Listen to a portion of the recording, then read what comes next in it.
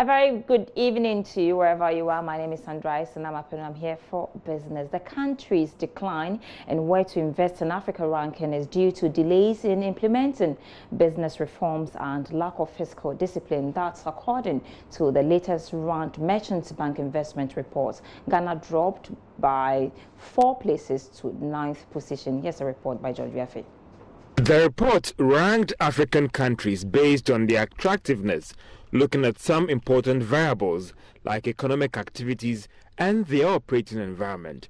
It also looked at what the IMF is projecting about that country in terms of its economic growth. Speaking at a forum in Accra, research analyst with Rand Merchant Bank, Celeste Falconer, gave more details about what went into the rankings when it comes to Ghana. Highlighting Ghana, if you did read the previous year's document, unfortunately Ghana has slipped down the rankings. Where Ghana was number 5 in last year's document, it is now number 9. But I think we would rather leave that discussion for when we have the panel and where we will answer those questions. But in short, it is the fiscal indiscipline that we've seen in Ghana over the past few years that is now showing a delayed reflection in some of the surveys. So we can see there's still that investor concern of what is going to happen from a fiscal health perspective in Ghana over the next few years. Chiava explained to Joy Business that despite this challenge, the outlook is still bright for Ghana. We mustn't be too concerned. We're still in the top 10 because we are still in Ghana a very attractive investment destination. There's 2 big reasons.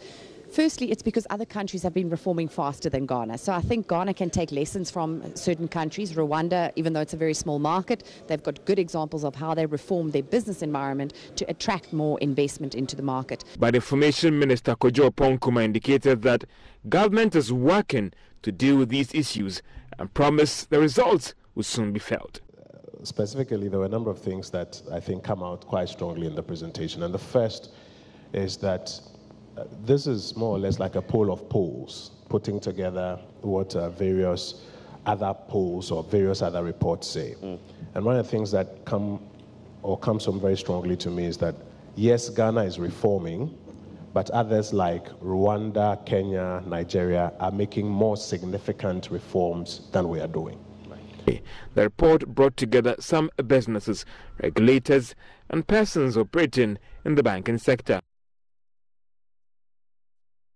Still on the banking sector, economist and banking consultant Dr. Richmond Ituahene says Ghana's banking crisis is far from over. This is contrary to claims by the central bank governors asserting that the cleanup was over. Speaking at Ghana's most respected CEO's breakfast series in Accra, Dr. Ituahene argues the sector still faces challenges, making it prone to more crisis. The respected CEO's breakfast meeting brought together several captains of industry in the financial sector to deliberate on some practical ways of safeguarding Ghana's financial sector. The event also saw experts from both government and the private sector exchange ideas on solutions to challenges in Ghana's financial sector. After the event, Joy Business got in touch with the economist and banking consultant, Dr. Richmond Ituahene, who made a case for regulators to be strict and crack the whip on recalcitrant financial institutions. It is the genesis of the beginning, the genesis of the Exodus. It's just beginning. Because you, as I said, you have the good corporate governance directive, fit and proper test, holding capital required, but about implementation and enforcement. You have cleaned it, but is it the way we're going to leave it? It's about we have capacity to enforce it. I mean, if we have capacity, the Basel compliant of these GATS is not compliant with Basel, and we should not tolerate it. Joy Business also interacted with the MD of the Ghana Amalgamated Trust, GAT, Eric Otu, who argues that even though confidence level in the banking sector has waned, new reforms being introduced, including the GAT, will help strengthen the sector. I think there's still anxiety out there, but I mean, you don't blame people. 2017, we saw 2 banks go down. Last year, 2018, we saw 5 banks fold and the consolidated bank that was formed, and there are still challenges. I mean, even outside universal banking, Non-bank financial institutions are facing challenges, microfinance companies, challenges there as well. And even asset management companies are also facing challenges. So I think there's a systematic problem. However, we need to start addressing them sector by sector, segment by segment, and come up with, like I indicate, practical solutions. Need to look at governance, need to see how we can improve management capabilities, improve operations, and hopefully that would restore confidence in our financial sector.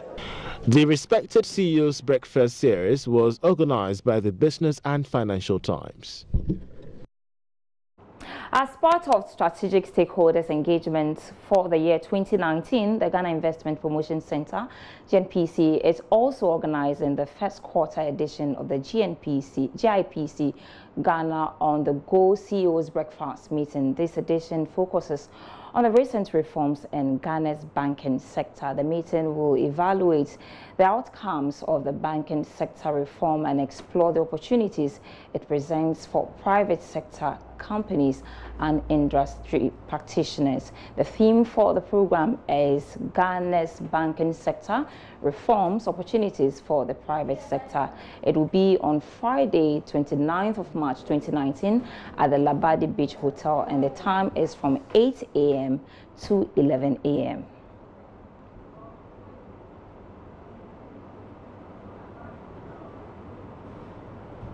Let's do other stories now. Construction work on the Maritime Drive project is expected to resume by June this year. Over a year ago, government cast a sort for commencement of the project, but it was put on hold to allow evacuation of ministries and departments that were occupying parts of the land. When completed, the $1.2 million project is expected to create over 15,000 jobs. Ghana House, which is a government facility, was also then put up to be rehabilitated to house them. So a lot of them have moved into Ghana House, and demolitions of these facilities are ongoing. If you go now behind Asumdwe Park, towards Independence Square and everything has been cleared, ready for takeoff. We are very confident that by June this year, we'll start serious infrastructural work, because the art center parts will have started a relocation. He also allayed fears of artisans at the Accra Art Center,